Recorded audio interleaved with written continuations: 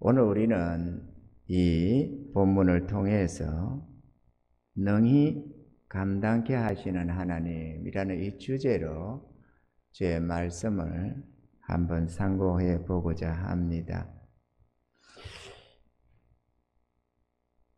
이 본문의 1절부터 4절까지를 보면 형제들아 너희가 알지 못하기를 내가 원치 아니하노니 우리 조상들이 다 구름 아래 있고 바다 가운데로 지나며 모세에게 속하여 다 구름과 바다에서 세례를 받고 다 같은 심령한 식물을 먹으며 다 같은 신령한 음료를 마셨으니 이는 저희를 따르는 신령한 반석으로부터 마셨음에 그 반석은 곧 그리스도라. 이렇게 말씀을 시작하고 있습니다.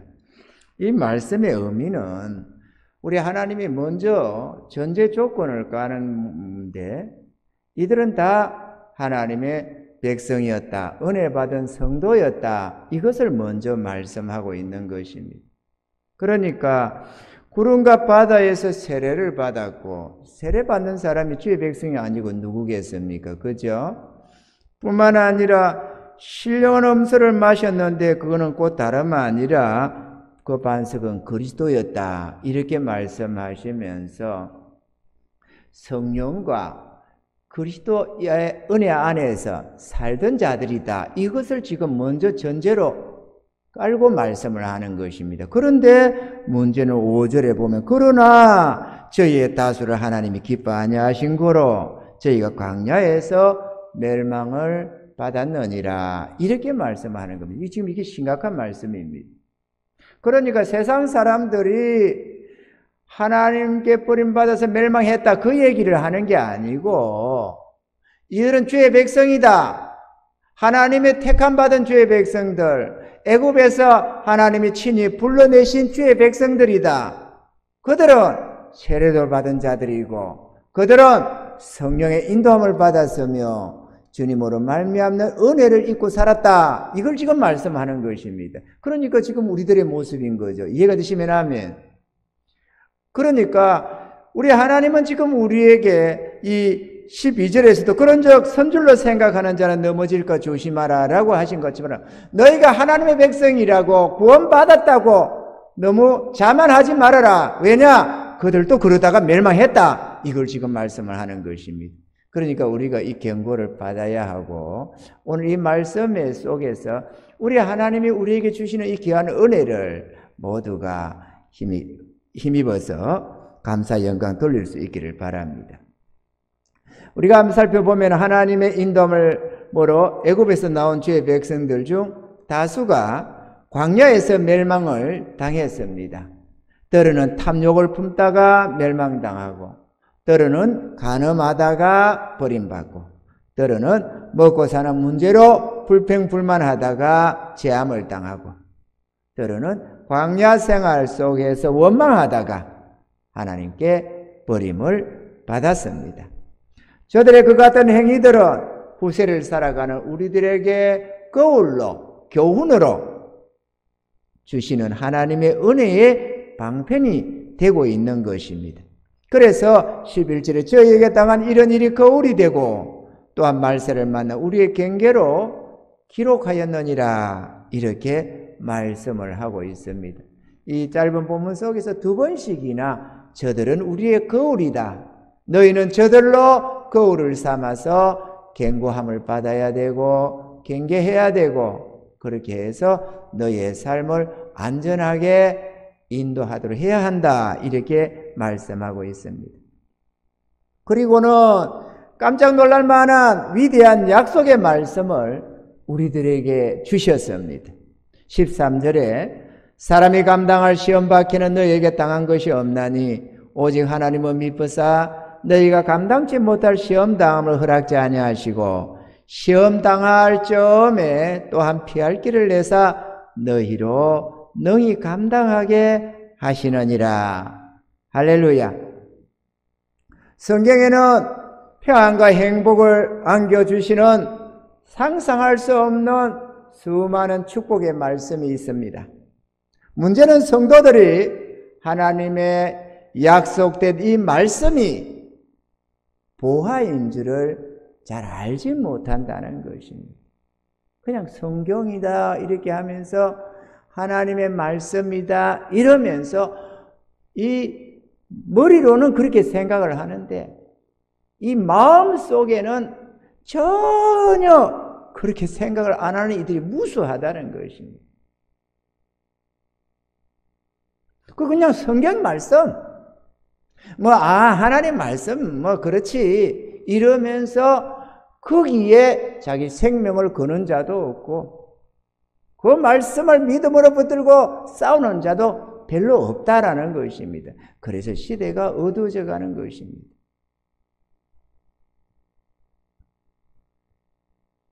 그러나 우리 하나님이 우리들에게 복을 주실 때는 우리가 생각하는 방향으로 복을 안 주십니다. 우리는 생각할 때에 그냥 금은 보화를 주시듯이 예를 들면은 사업장을 열면 사업장이 잘 되도록 복을 주시고 무슨 장사를 하면 손님이 막 그냥 떼거지로 몰려와서 장사가 잘 되고 내 가정에 어떤 문제들도 하나님께서 은혜를 베푸셔서 범사가 아무 문제 없이 평안하고 행복하고 그렇게 살기를 원하는 것입니다. 그게 하나님의 복이라고 생각을 합니다. 그러나 하나님이 주시는 복은 전혀 그렇게 안 온다는 것입니다. 그럼 어떻게 오느냐? 말씀으로 복을 주십니다. 할렐루야! 하나님은 언약의 말씀으로 우리에게 복을 주시는 거예요. 그 말씀을 내가 믿음으로 붙들고 준행하며 그대로 복으로 역사되는 것입니다. 할렐루야! 그래서 믿음 없는 사람들은 하나님의 은혜를 입을 길이 없는 겁니다. 그 건성건성 해가지고 하나님 말씀을 하나님 말씀으로 듣지를 않고 그냥 설교로 성경으로 그렇게 들어버리고 흘려버리니까 하늘의 하나님이 자기 자녀들에게 복을 쏟아주려고 창세로부터 복받기 위하여서 택하신 그들에게 한없는 은혜를 주시지만 이들이 하나님 말씀을 아무렇지도 않게 흘려버리고 허탄하게 배워가지고 이렇게 날려버리면서 스스로 하나님이 나서 이 복 주세요 저 복 주세요 그렇게 몸부림쳐도 하나님 복이 임할 길이 없다는 사실입니다. 얼마나 안타까운지 모릅니다. 주의 종으로서. 그래서 오늘 이 시간에 여러분들은 이 하나님의 이 약속에 동참하는 은혜가 있기를 바랍니다. 그냥 예배에 동참하는 자가 되지 말고 하나님의 약속, 하나님의 언약 안으로 믿음으로 들어와서 그 말씀을 믿음으로 받아서 이 위대한 하나님의 축복이 여러분의 삶 속에 역사되기를 주님을 축원합니다. 우리가 몇 가지를 한번 살펴보면 첫째, 우리 삶에 닥쳐온 모든 문제들은 우리들이 능히 감당할 수가 있다라는 것입니다. 이거 정말 위대한 언약입니다. 여러분 오늘 본문 속에 쭉 나오는 이스라엘이 걸려서 넘어지고 실족하고 멸망한 사건들이 쭉 나오는데요. 우상숭배 혹은 탐욕 이런 것들이 왜 있습니까? 사람들이 탐욕을 품는 이유가 뭐겠어요? 좀 더 잘 살아보겠다고 탐욕을 품는 거 아니겠습니까? 또 간음 23,000명이 하루에 한 사건 속에 죽어갔다고 되어 있는데 간음도 뭡니까? 우리가 육체적으로도 간음이 있지만 하나님이 말씀하시는 이런 간음은 다름 아니라 세상을 짝하는 거. 그죠? 세상을 짝하는 게 우상숭배라 짝하는 게 간음이라고 하잖아요. 간음하는 여자들이요 세상을 짝하는 게 하나님과 원수됨을 알지 못하느뇨 이러면서 말이죠. 세상을 짝하는 그것이 다름 아니라 간음죄다. 왜? 영적 간음죄인데 왜 그러느냐? 하나님을 짝하며 하나님을 사랑해야 할 주의 백성이 하나님을 등지고 세상을 짝하며 세상을 사랑해서 세상 것을 추구하는 그 모습이 다름 아니라 간음죄다. 이렇게 말씀을 하는 것입니다. 아멘이죠. 또 불평불만입니다. 우리의 삶 속에서 먹고 사는 생활 속에서 불평불만이 엄청 쏟아집니다. 주의 백성들이 말입니다. 지금 세상 사람들은 그냥 우리가 아예 그만 제쳐놓고 하나님을 믿노라 하는 주의 백성들을 두고 말을 하는 것입니다. 왜 불평불만합니까? 다름 아니라 하나님을 믿지 못해서, 자기 하나님을 믿지 못하고 의뢰하지 못해서 불평불만을 하는 겁니다. 뭐 이건 이렇고 저건 저렇고, 하나님이 우리에게 평안과 행복을 안겨주시려고, 삶의 부유함을 주시려고 약속하시는 그 모든 약속들은 겉들도 보지도 아니하고 내 생각대로, 내 지혜대로, 내 경험대로 노력하고 몸부림치면서 마음대로 안 된다. 하나님 왜 이러십니까? 왜 하나님 복을 안 주실까요? 이러면서 불평불만을 하는 것입니다. 이들이 그랬습니다. 지금 이 백성들이 말이죠. 그렇게 하다가 멸망했다고 지금 말씀을 하는 거예요. 또 원망했습니다. 곳곳에서 원망을 했습니다. 왜? 자기 마음대로 마음에 안 맞다고, 자기들이 원하는 길이 아니었다고, 자기들이 원하는 삶이 아니었다고 그들은 원망했습니다. 그러나 그 원망이 그들의 멸망이 되고 말았습니다. 이스라엘이 왜 이 같은 여러 가지 문제들로 인해서 범죄하고 멸망을 당했을까요? 하나님의 능력과 주의 백성들을 향한 주의 은혜를 믿지 못하고 의지하지 못해서 그런 결과가 초래된 것입니다. 그래서 마지막 절에 사람이 감당할 시험밖에 너에게 당한 일이 없다. 그들이 수많은 불평불만하고 짝하고 탐욕을 품고 온갖 것을 원망하고 불평하고 그 상황마다 죽겠노라고 난리를 지었지만, 그러나 하나님이 그들에게 감당할 시험을 허락한 적이 없다. 감당 못할 시험을 허락한 적이 없다. 왜? 하나님께서 다 피할 길을 내셨다 라고 지금 우리에게 다시 그 상황을 일깨워 주시면서 너희는 조심해야 된다. 이들을 거울로 삼아라. 이렇게 말씀을 하는 것입니다. 할렐루야. 그래서 우리는 하나님을 의지해야 되겠는데요. 두 번째로 우리가 생각할 것은, 우리가 감당치 못할 문제들은 우리 하나님이 절대로 우리에게 허락지 않는다는 것입니다. 그런데 우리가 살아가면서 실상적으로 이 세상에 살아가면서 우리가 도무지 감당할 수 없는 문제들이 그러면 우리 삶에 안 닥치느냐 하면 수없이 닥쳐옵니다. 이게 그냥 문제인 거예요. 우리는 안 닥치면 좋겠는데 수많은 문제들이 우리의 삶에 닥쳐옵니다. 이들에게도 닥쳤습니다. 예를 들어서 마라의 썸물. 물을 마셔야 되는데 물이 있어서 마실 수가 없네. 또 러비님의 목마름. 이스라엘 백성이 수많은 양떼 소떼를 끌고 또 이스라엘 민족만 해도 몇백만이라고 하잖아요. 그들이 그렇게 움직여가는데 물이 어디 좀 필요하겠습니까? 이 사람 저 사람 한 모금수만 마셔도 얼마나 많이 들 텐데. 그런데 문제는 마실 물이 없네요. 그럼 심각하잖아요. 또 광야에서 이 만나도 마찬가지입니다. 애굽에서 나올 때에 뭐 이렇게 무교병이며 뭐며 나름대로 좀 준비를 해서 양식을 가져 나왔지만 광야 1개월 지나니까 다 떨어져 버렸습니다. 그럼 먹을 게 없잖아요. 이게 보통 문제입니까? 광야에서 무슨 누구한테 사 먹기를 하겠어요? 농사를 지어서 자급자족을 하겠어요? 큰일 난 거 아닙니까? 사람이 감당할 시험을 허락지 않는다고 했는데 감당할 수 없는 문제가 닥친 거는 맞잖아요. 이해가 되시면 하면.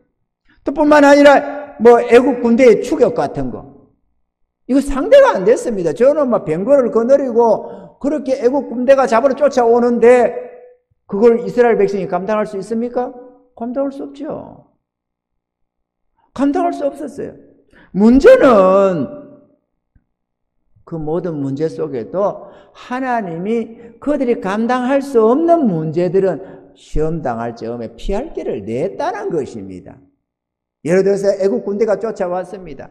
애국 군대가 쫓아오는데 광야 40년에 무슨 거기 살아남겠어요? 한 명이면 다 죽지. 여기서 도망쳐 나가도 여기서 몇만 죽어나가고 도망쳐도 저쪽 가다가 또 죽어나가고 또 다음 죽어나가고. 아니 40년 광야 생활에 이스라엘 살아남을 자가 어디 있어요? 저들 잡으러 가면은 벌써 채 6개월도 3개월도 안 돼서 다 항복하고 다 붙잡혀갔지. 다 죽거나 스스로 항복 살려주세요. 옛날처럼만 살기만 해주세요. 그렇게 해가지고 다 돌아갔지. 그게 약속의 땅으로 들어갈 인생이 어디 있겠어요? 그러나 이스라엘은 알지 못했지만 하나님은 홍해 바다 속에서 다 몰살시켜서 죽여버렸습니다. 아무도 못 따라오게 말이죠. 그러니까 인간적으로 볼 때에 아무리 공고해도 이거는 살아날 길이 없다. 우리가 잡혀가든지 아니면 죽든지. 앞에는 바다고 뒤에는 애국 군대인데 그거 어떻게 살아남아요? 아니 하나님은 감당치 못할 시험을 우리에게 허락지 않는다고 했는데 시험이 왔어요. 감당할 수 있는 내용이 아니라니까. 그들이 보나 우리가 보나. 우리야 뭐 결과를 보니까 저 홍해 바다 다 죽였네. 아이고 저것들 말에 믿음 없이 하나님 믿지 못하고 이런 배부른 소리를 하겠지만 그들의 입장이 그렇지가 않잖아요. 우리가 그거 써봐봐요. 꼼짝이 죽은 거지 그게 산목숨입니까? 차라리 안 나오고 거기에 있었으면은 그나마 좀 그래도 그들의 미움이라 덜 받지. 10가지 재앙으로 치고 나왔다가 거기서 붙잡혀 가봐봐요. 죽거나 붙잡히거나. 그러면 그때는 개고생 안 하겠어요. 이제는 더욱더 미움이 털이 박혀가지고 얼마나 학대당하겠어요. 그런데 우리가 알지 못하는 피할 길을 하나님이 예비하고 있었습니다. 이게 문제인 거예요. 주의 백성들과 우리 하나님 사이에 서로 커뮤니케이션이 잘 안 일어나는 이유가 우리 하나님의 지혜와 능력은 한이 없으시고 전후와 전과 후를 다 아시며 처음과 나중을 다 아시는 하나님이시지만 우리는 신우사를 모르잖아요. 하나님이 어떻게 하실지 모르고 우리는 우리 지혜와 우리 능력만 알고 있을 뿐이니까 우리 관점에서 자꾸 생각을 하는 것입니다. 그러나 하나님은 나를 믿으라 나를 믿으라 이렇게 계속 얘기를 하잖아요. 너희가 아니라 내가 있다. 내가 할 거다. 약속의 땅으로 이끌어지는 것도 나 여호와가 한다. 내가 약속했지 않느냐. 걱정 말고 올라만 가라 그랬는데 우리는 안 된다. 메뚜기 떼 갔다 어쩌다 저쩌다 해가지고 어려움을 더 당하는 것 아니겠습니까? 아멘이죠. 그래서 믿음 없다는 소리를 듣는 것입니다.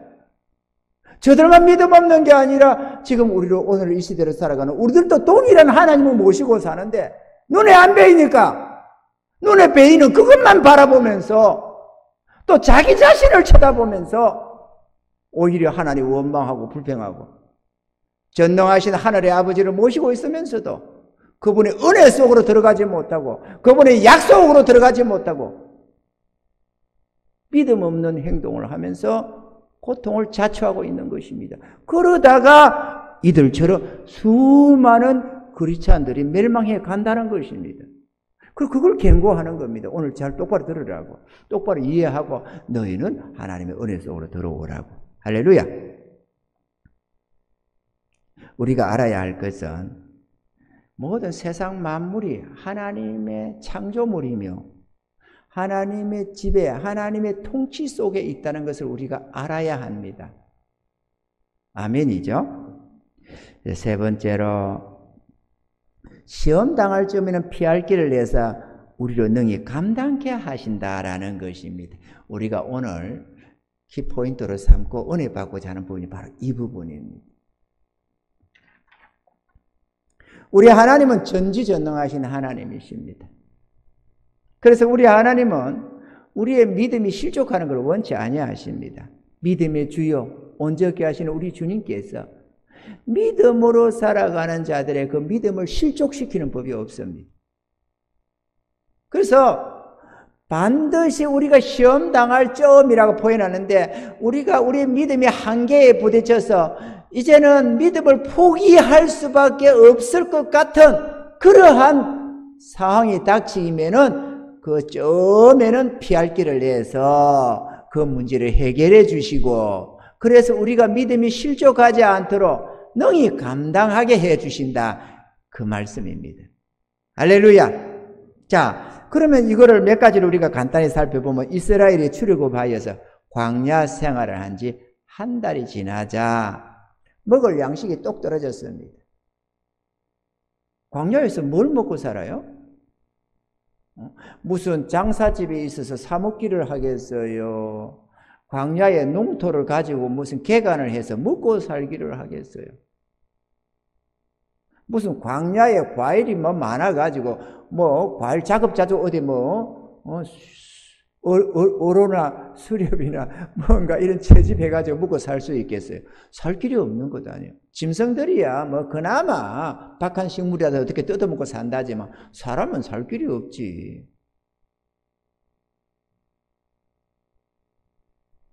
그 속에서 이제 우리는 뭘 먹고 사느냐고, 이제 우리는 다 굶어 죽게 되었다고, 토끼들이 눈으로 모세를 원망하면서 네가 왜 우리를 광야로 불러들여서 이렇게 다 죽이느냐고 난리가 났었습니다. 그런데 하나님은 어떻게 했습니까? 그들을 내버려 뒀습니까? 아닙니다. 피할 길을 내주셔서 그들도 그 조상들도 단 한 번도 경험해 보지 못하고 들어보지 못하고 생각도 못한 하늘로부터 만나가 내려서 40년 광야 생활을 먹여 주셨습니다.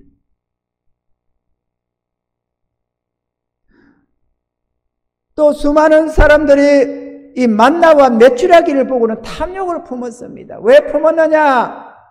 많이 쌓아놓고 평안을 누리려고. 또 우리와 똑같은 심정입니다. 우리도 뭐 지금 오늘 먹을 것이 없어서 고민하는 사람들은 아니잖아요. 뭐 우리가 아프리카 출신들도 아니고 베네수엘라에 사는 것도 아니고. 그래도 어쩌냐 저쩌냐도 쌀 한 푸대쯤이야 다 있는 사람들 아닙니까? 그런데 걱정을 안 합니까? 걱정을 해요. 왜? 왜 끊임없이 돈 하고 사느냐? 쌓아놓고 살겠다는 거예요. 그래야 좀 평안하겠다는 겁니다. 하나님은 도무지 일생 동안에 책임져 준다지만 보이지 않는 하나님은 모르겠고, 어쨌거나 하나님이 좀 복을 주시려면 팍팍 주셔가지고 좀 부동산도 좀 가지고 아니면은 통장에 돈이라도 넉넉해서 일평생 노후 대차 걱정 없도록 해 주셔야 우리가 평안할 것 아니냐, 이 물질 사회에서.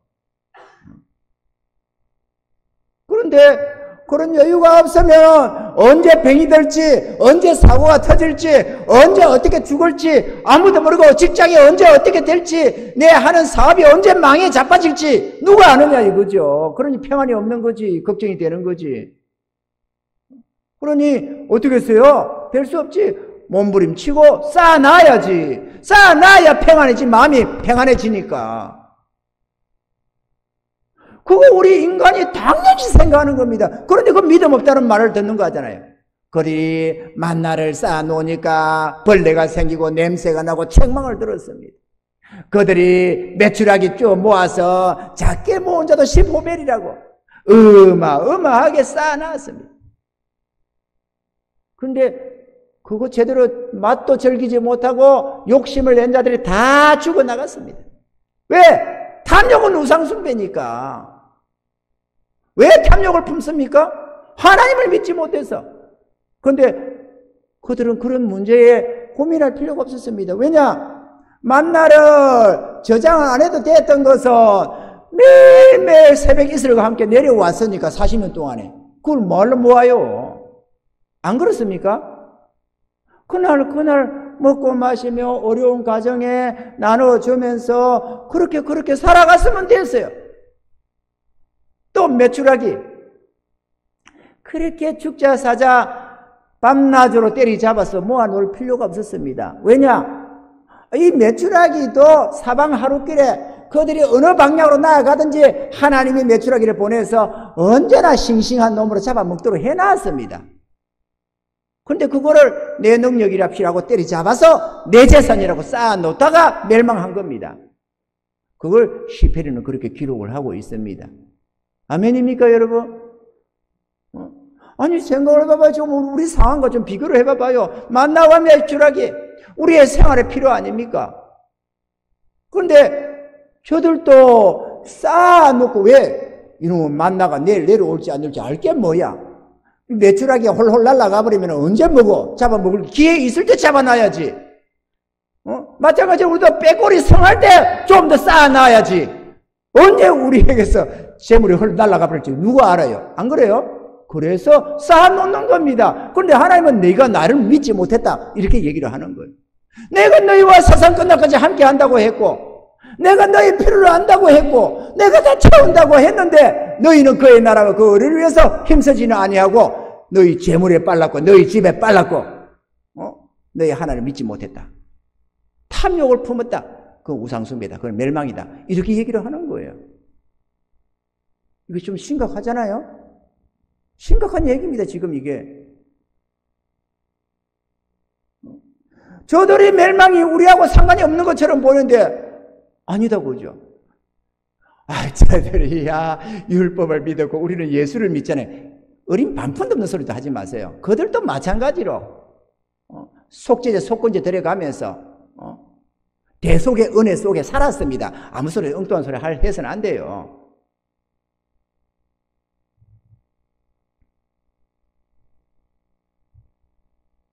그러니까 너희는 저걸 거울 삼아라. 그래서 탐욕 품지 마라. 욕심 부리지 마라. 너희 하나님이 함께 하신다. 하나님의 의지해서 살아가야 된다. 그래야 승리한다. 그래야 믿음의 승리자가 된다. 이렇게 얘기를 하는 겁니다. 아멘이죠? 그렇게 살아야 될 줄로 믿습니다. 또 르비딤의 목마름도 마찬가지입니다.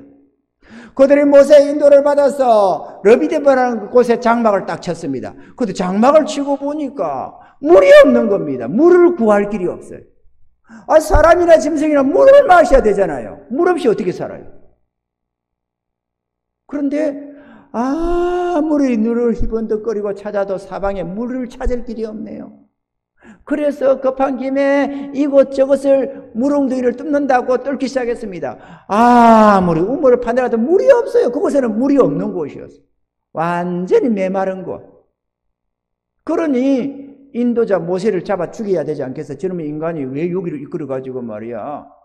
모르면은 차라리 다른 사람한테 물으나 보고 언론이나 하지. 왜 여기로 우리를 이끌어 들여가지고 다 죽이느냐 이거죠. 우리와 우리 자식들과 우리 짐승들까지.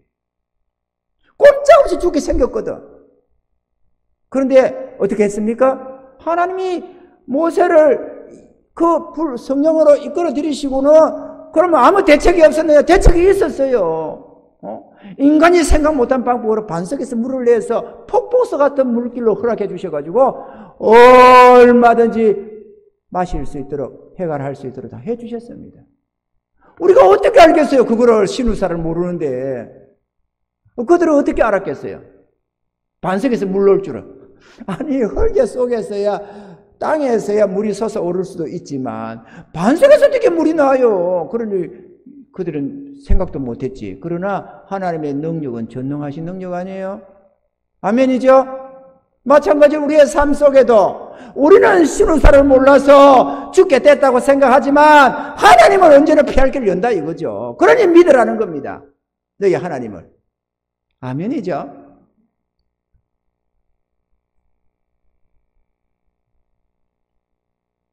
(40년) 광야 생활에 마쳐갈 무렵인 제40년 11월 초 1일에 하나님은 신명기서에 이렇게 기록하고 있습니다. 신명기 8장 1절로 4절만 좀 예를 든다면 내가 오늘날 명하는 모든 명령을 너희는 지켜 행하라. 그리하면 너희가 살고 번성하고 여호와께서 너희의 열조에게 맹세하신 땅에 들어가서 그것을 얻으리라. 내 하나님 여호와께서 이 40년 동안에 너로 광야의 길을 걷게 하신 것을 기억하라. 이는 너를 낮추시며 너를 시험하사 네 마음이 어떠한지 그 명령을 지키는지 아니 지키는지 알려 하심이라. 너를 낮추시며 너를 줄이게 하시며 또 너도 알지 못하며 네 열조도 알지 못하던 만나를 내게 먹이신 것은 사람이 떡으로만 사는 것이 아니요 여호와의 입에서 나오는 모든 말씀으로 사는 줄을 너로 알게 하려 하심이니라. 이 40년 동안에 내 의복이 헤어지지 아니하였고 내 발에 부러지 아니하였느니라. 그러니까 온갖 위험과 시험이 있었지만 그것은 너의 하나님을 네가 믿냐 안 믿냐 시험하려고 했다. 또 이렇게 저렇게 낮춘 거, 줄이게 한 거, 목마르게 한 거 이것 또한도 사람이 행편과 처지를 따라서 떡으로만 사는 게 아니요라는 말씀이 그 말씀입니다만은 행편과 처지 따라서 사는 것이 아니라 여호와 입에서 나오는 이 말씀으로 산다. 그러니까 하나님께서 반석을 치라 하면 반석을 치면 물이 나오고 그럼 물이 나와서 먹을 것이다 하면 물이 나오고 하나님께서 만나를 내리겠다 하면 그 말씀대로 만나가 내리고 하나님 말씀대로 사는 거잖아요. 그죠? 홍해 바다로 들어가라. 여기는 들어가라. 그렇게 해서 들어가니까 그들은 통과하고 애굽 백성 다 죽이고 하나님이 말씀하시면 그대로 되는 거예요. 그러니까 그 말씀으로 사는 줄을 우리가 알게 하려고 그렇게 했다는 겁니다. 그래서 이스라엘이 이해할 수 없는 문제들, 이제는 큰일 났다 싶은 문제들이 많이 있었지만, 그러나 그게 아니고 하나님의 말씀으로 모든 만물이 지배되고 통치된다는 것, 너희가 하나님의 말씀을 의지해 살아야 된다는 것을 너희에게 깨닫게 하고자 했다라고 하는 것입니다. 우리가 이 은혜를 깨달아야 될 줄로 믿습니다.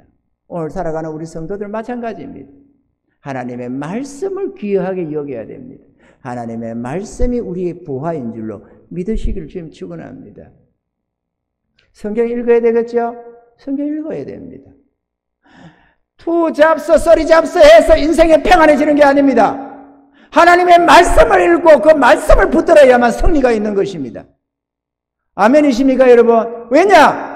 하나님의 약속은 반드시 이루어지니까 우리를 그 반석 위에다 세워야만 우리의 삶이 든든하고 재앙이 없고 평안한 삶을 살아갈 수가 있는 것입니다. 사랑하는 성도 여러분, 우리는 저들로 거울로 삼아야 됩니다. 우리 주님은 세상 끝날까지 너희와 항상 함께 하겠노라고. 애미는 차라리 자식을 잊어버릴지라도 나 여호와 하나님은 너희를 잃지 않겠다고 기억한다고 말씀하고 있는 것입니다. 할렐루야. 저희가 짧게나마 간증 하나를 할까 생각합니다. 구약에서 이스라엘이 그렇게 했다. 그거는 그 시대니까. 아무리 하나님이 이 시대에 와서 그들을 경계를 삼고 교훈을 삼고 그렇게 해라. 그들이 그렇게 했지만 하나님 말씀대로 되어졌다. 이렇게 하지만 오늘 사는 사람들은 그거는 그때 일이고 자꾸 이렇게 생각을 하죠. 오늘 현실하고는 다르다고. 그런데 말이죠. 우리 교회도 이제 큰일 났다. 이제 큰일 났다. 이런 말 수없이 했습니다. 지금까지. 우리 하나님이 안 도우시면 이 큰일 났다. 큰일 났다고 한 게 입에 달고 살았습니다. 오늘까지. 그런데 단 한 번도 큰일 난 적이 없습니다. 그래서 우리 하나님이 실수하지 않는다고 내가 탐복을 하는 거예요. 수일 전에도 한번 그랬다잖아요. 내가 우리 하나님은 실수하는 법이 없다고. 우리 집사람 앞에서 내가 탐복을 한다니까요. 부천에 저희가 있을 때 지금부터 4년 전입니다. 부천에 광명교회라는 교회에서 저희가 있었습니다. 그런데 거기서 18년을 있었습니다만은 어느 날 갑자기 교회를 비우라고 했어요. 설을 세자 말자 그렇게 했습니다. 교회를 비우라. 그래가지고 이제 되게 안 된다. 왜? 교회를 건물을 판대요. 팔아가지고 빌라 장사하는 사람, 집 장사하는 사람한테 팔아가지고 그 주변을 다 사가지고 이렇게 하기로 했으니까 이제는 재개이 안 된다고 판대요. 그럼 한 4개월 정도 남아 7월인데 설세했으니까 한 5개월, 4개월밖에 더 남았어요. 7월 15일이 계약 날짜였거든요. 그럼 한두 달 정도는 더 여유를 주겠다. 이렇게 하면서 비우래요. 답답했습니다. 아니, 시설 잘해놓고요. 여기도 잘해놨죠? 우리가 하나님 전 앞에 인색하지 않고 그래도 깔끔한 성격들이거든요. 여기는 천장만 이렇게 에어컨 시설했지만 거기는 바닥에 난방시설 다 갖췄습니다. 청청이 말이에요. 난방시설 다 갖춰가지고 잘 해놨거든요. 겨울에도 발밑에 따뜻해가지고 얼마나 좋은지 몰라요. 그렇게 잘 준비를 해서 잘 가까워 놓은 건물 말이죠. 그것도 한 층, 두 층도 아닌데 그거를 다 비우라네. 우리가 시설비가 얼마나 들어가고 공을 얼마나 들였는데 참 내가 추운이가 없어서. 그래 가만히 생각하니까 아하, 이게 사람이 하겠냐 하나님의 교회를. 우리 하나님이 저 사람을 통해서 우리 보고 나가라는 거구나 이런 생각이 들었어요. 그래서 그렇지. 그러면 그렇지. 인간이 어떻게 하나님의 교회를 좌지우지하냐. 아무리 집주인이라도. 그렇지 않아요? 아무리 집주인이라도 말이죠. 그래서 우리 주님이 그러면 나가라고 한다면 별 문제 없다. 왜냐? 준비해 놨을 테니까. 그래서 찾아온 것이 바로 이곳입니다. 뭐 여러 가지 내용이 있지만 뭐 다 생략하고 이것에 오니까 이거다 하고 주님이 응답을 하십니다. 여기 딱 들어오는 순간에, 딱 보는 순간에 이거다 하고 말이에요. 문제는 이 곳에는 교회가 못 들어와요. 여러분들도 아는 사람 아는지 모르겠지만 못 들어오는 곳이에요. 근데 사람들은 시에서도 안 된다고 그러고 목사님들도 안 된다고 그러고 이 부동산들도 안 된다고 그러고 그런데 하나님은 된다는 얘기라네요. 그럼 어떻게 해요? 뭘 어떻게 해요? 우리가 주의 종이지 사람 종은 아니잖아요. 주님이 길하면 긴 거지. 그래서 계약을 했습니다.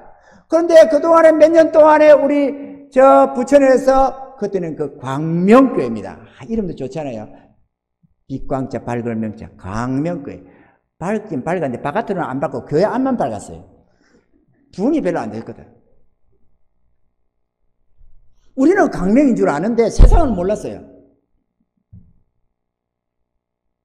그래가지고 거기서 몇 년 동안 그래도 교회가 언제가 나갈 수 있는데 준비하자 이래가 준비를 한다고 했는데 그때까지 모은 돈이 7,500만 원.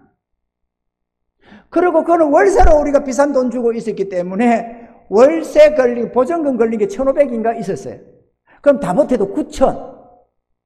그거는 요 시설비도 안 됐어요. 이 에어컨에도 2,000만 원이 넘었거든. 2,200인가 그렇게 줬어요. 2,000인가 2,200인 거죠. 에어컨 시설만 해도.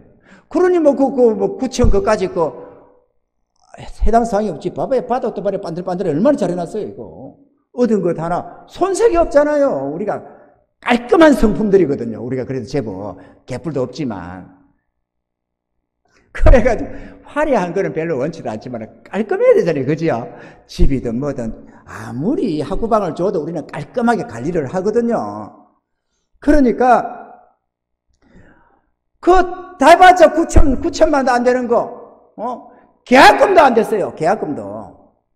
그런데 하나님이 욕을 하잖아요. 그래서 계약을 했지. 그럼 하나님이 책임 안 지면 큰일 나는 거예요. 다 박살나고 공중에 뻥 떠는 상황이었어요. 그런데 어떻게 됐느냐? 당연히 하나님께 책임도 줬죠, 이렇게. 할렐루야. 아이고, 그 안에서 우리가 지금까지 오는 과정에서 큰일 났다. 이달에는 큰일 났네. 이번 주 큰일 났네. 이 큰일을요, 우리 입대로, 방정대로 했다면요, 우리는 벌써 다 죽었습니다. 벌써 쫓겨나서, 그래, 나 앉았거나, 어디 할 수 없다. 이제는 다 털어먹어서 어쩔 수 없다. 빚만 졌고, 이래가지고, 어느 가정집에 앉아서 할렐루야 이러면서 그 앞에서 박수치고 그러고 아마 거실에서 예배 드리거나 막 그거 쫄랐을 겁니다. 근데 우리 하나님이 그런 분이 아니에요.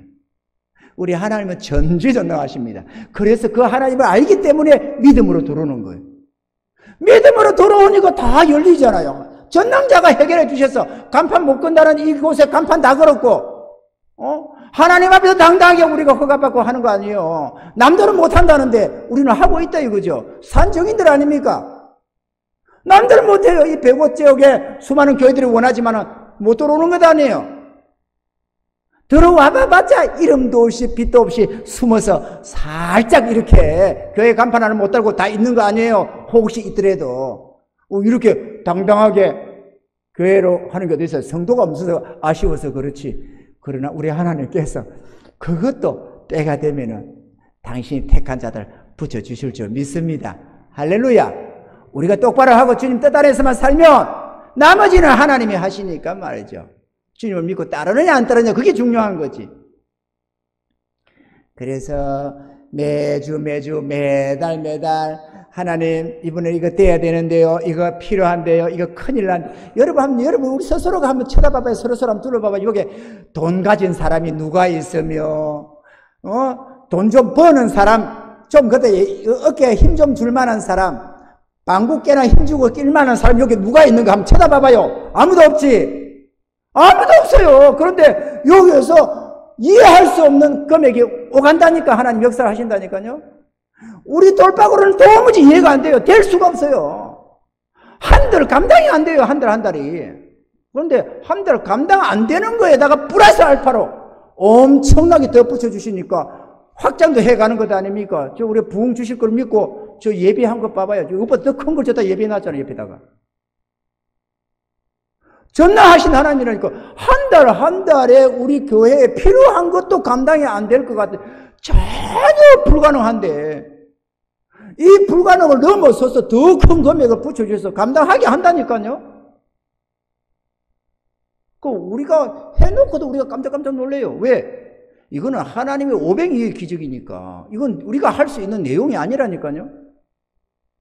우리가 할 수 있으면은 그래도 주님 우리가 이만큼 했습니다 이러면서 좀 그래도 주님 우리 아시죠? 이러면서 좀 힘 좀 주겠는데 그걸 할 처지가 아니에요. 우리 하나님 앞에서 그냥 은혜랍시고 그냥 감격하고 감사하고 그럴 뿐이지 우리가 할 수 있는 내용이 아니에요. 물론 그 어느 교회 어느 성도보다 열심히 합니다. 그렇지만 열심히 한다고 개뿔도 없는데 뭐를 하겠어요. 열심히 한다고 없는 사람이 열심히 낸다고 뭐 대단하게 할 게 뭐 있어요? 할 게 없어요. 정말로 하나님을 사랑해서 정말로 전심전심합니다. 그거는 이 자모사가 인정하고 내가 여기서는 별로 안 해도 나가면은 우리 목회자들 속에 들어가면은 목사님들이 성도보다 못하다고 내가 큰 소리 치거든. 우리 교회 성도들 본 좀 봐야 된다고. 그렇게 내 자랑 삼습니다. 그러나 자랑 삼아 봤자 별 볼일 없는데 뭐 거기에서 뭘 하겠어요. 자기들도 별 볼일 없는데 마음 하나 전심전력하는 거지. 할렐루야. 동의하시죠? 여기 이 말 듣고 기분 나빠서 하는 사람은 찾아오세요. 목회실로. 내가 할 살도 없겠지만 우리가 다 별 볼일 없거든요. 사실 우리가 우리 일을 잘 알잖아요. 그죠? 바울 사도가 내가 죄인 중의 개수라고 하듯이 우리가 빈털털입니다. 우리가 고백할 수밖에 없는 존재들이에요. 그냥 하나님이 지켜주셔서 삶을 누리고 하나님의 은혜 주셔서 부유함을 누리고 하나님의 은혜 주셔서 헌신하게 하고 하나님의 은혜 주셔서 충성하고 이렇게 하는 것이지 우리가 하는 게 없다니까요. 그런데 이 코로나 사태 속에서 이 어려움 속에서 교회가 제대로 모이지도 못하고 식사도 제대로 못하고 이렇게 하는 속에서도 하나님은 할 것 다 해주셨어요. 저 엄청나게 이보다 더 큰 건물도 매입을 했다니까요.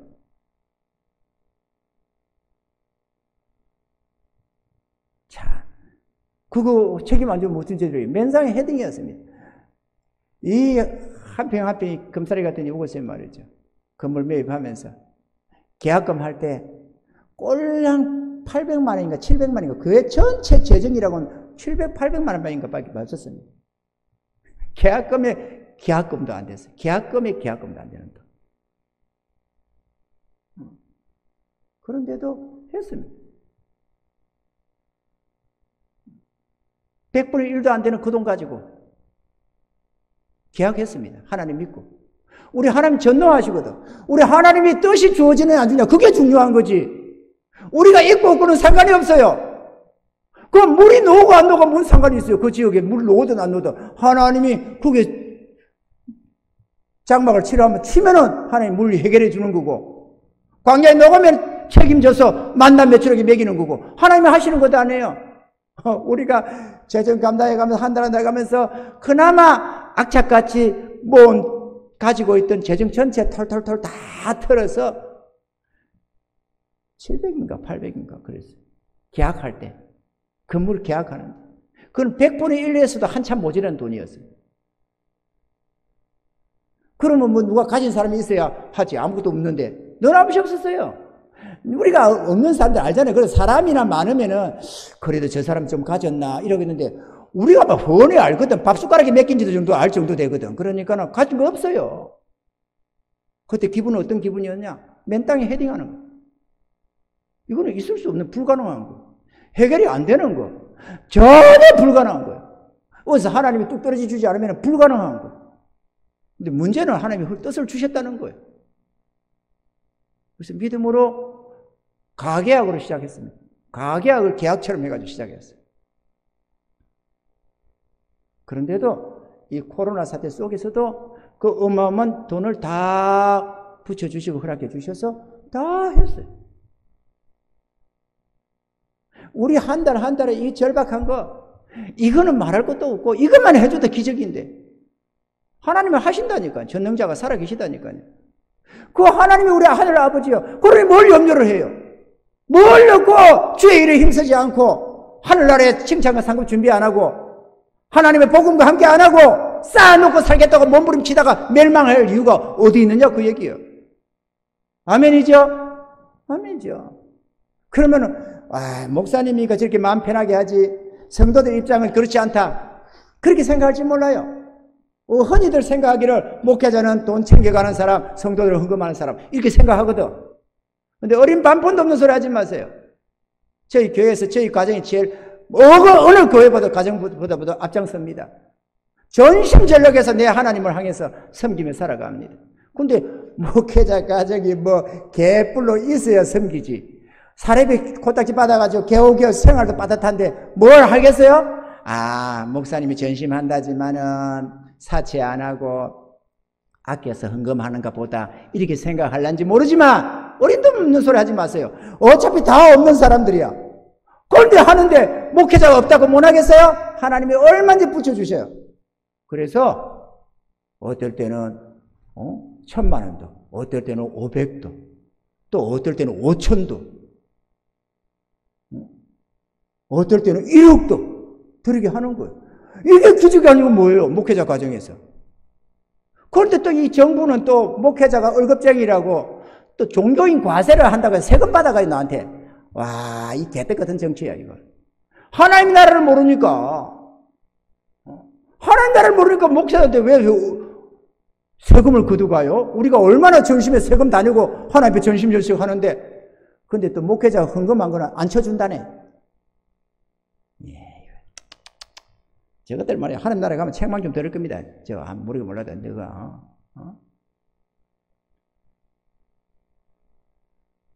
그러니까 아무것도 없는 목회자도 수천만 원에서 헌금을 할 수 있다면은 그래도 기업을 가진 자들이 그래도 기업이라고 해봐야 다른 기업이 있는 게 아니지만은 이렇게 저렇게 생활하고 가는 거지만 얼마나 할 게 많겠어요. 하나님 얼마나 많이 붙이겠어요. 마음만 드리고 하나님 붙여만 주세요 하면은 붙인다니까 전능자가. 하나님이 살아계셔요. 그러면 어떤 교회들처럼 말이야, 다 해놓고 말이야, 그냥 손가락 빨고 앉았느냐. 안 그래요. 우리 교인들 다 하나같이 풍성하다고 위로받고 사는 사람들입니다. 딱 자세를 봐요. 깨졌지 않은 사람들이 있는가.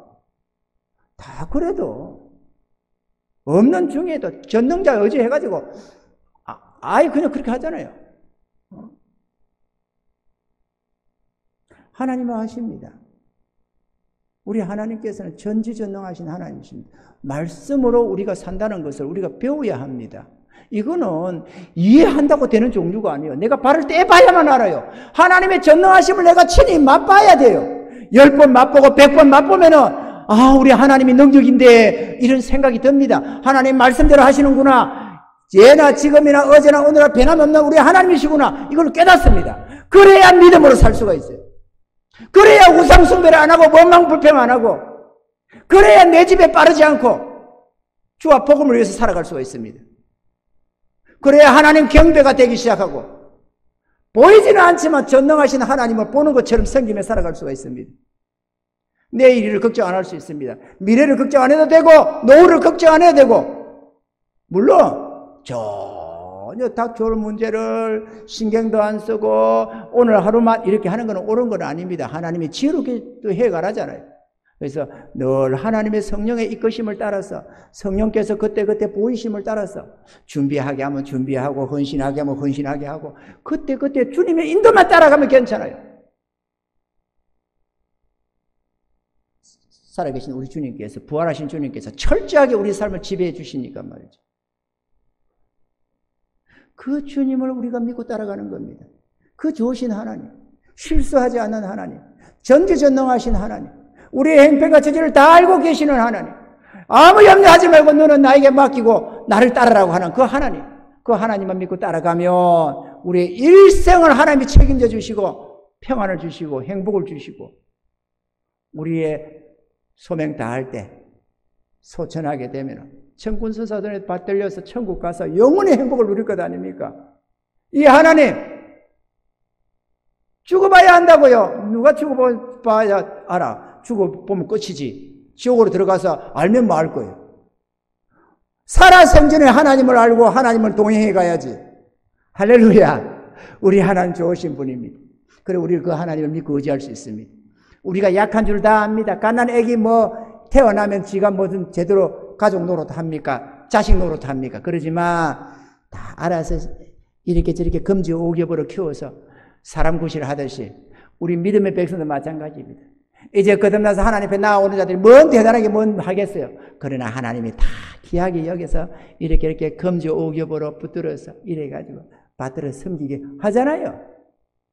그렇게 해서 하나님이 하나하나 점 먹이듯이 젖과 죽으로 그에게 하나하나 먹이시고 입히시고 이끌어 가시면서 믿음의 사람으로 세워가는 것 아니겠어요? 할렐루야! 기억합시다. 이스라엘은 이런 경고를 듣지 못해서 욕심내다가 원망하다가 이렇게 하다가 멸망했는지 모르지만 우리는 저들을 경고 삼아서 거울로 삼아서 이렇게 주님께서 교훈해 주시니까 우리는 그 경고를 받아들이고 믿음으로 살아서 지금까지는 어떻게 했는지 모르지만 지금까지 주님을 의지해서 살아간 자는 더 담대하게 주님을 믿고 의지하고 살아가시고 아직까지 하나님의 전지전능하심을 맛보지 못했다면 이번 기회에 할렐루야 그러고 딱 주님 붙들고 주의 약속으로 믿음으로 한 발 팍 떼시기 바랍니다. 주의 약속 붙들고 믿음으로 한 발만 떼면은 하나님이 책임져 주십니다. 하나님은 실수하지 않습니다. 우리를 다 알고 계시거든요. 우리를 지으시니까 그분 아닙니까? 그리고 그분이 부르시니까 그분 아닙니까?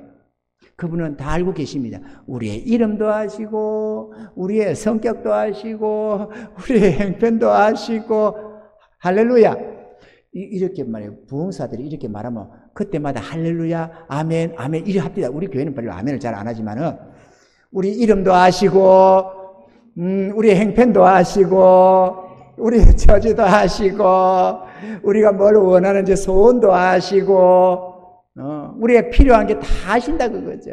그 좋으신 하나님께 믿음으로 한 발 딱 떼시면서 주님 내가 여기 있나이다 한 발 떼시면 철저하게 하나님이 지켜주셔서 믿음의 부요함을 내 행편과 처지에 관계없이 내 능력에 관계없이 전능자의 말씀으로 임하는 그 축복을 마음껏 맛보며 살아갈 수가 있는 것입니다. 그래서 가진 것을 없이도 그냥 이렇게 어깨가 팍 펴고 살아갈 수 있는 거예요. 세상 사람들 봐봐요. 가진 거 없으면 얼마 기주고 이래가지고 말이에요. 길을 못 펴고 살잖아요. 주의 백성은 그럴 필요가 없어요. 전능자가 하늘 아버지가 계신데 왜 길을 못 펴요? 우리는 세상을 이긴 자들인데 할렐루야. 그러니까 주여 믿습니다 하고 가면은 필요한 고백마다 하나님이 채우셔서 철저하게 지켜주시니까 기죽을 필요가 없는 거죠. 전혀 필요 없어요. 아무리 절벽 같은 문제를 만나도 아무 문제가 없습니다. 우리가 믿음으로만 나아가면 하나님의 뜻 가운데로만 살아가면 하나님이 철저하게 피할 길을 여시고 능히 감당케 하시는 하나님이시니까 이 은혜를 다 입으셔서 승리하신 은혜가 있기를 바라고 그래서 남은 생에 살아가는 동안에 과연 우리 하나님이시라고 과연 능력의 아버지시라고 이렇게 언제나 감사하며 찬양하며 이렇게 살아가시는 복된 인생들이 다 되기를 주의 이름을 축원합니다.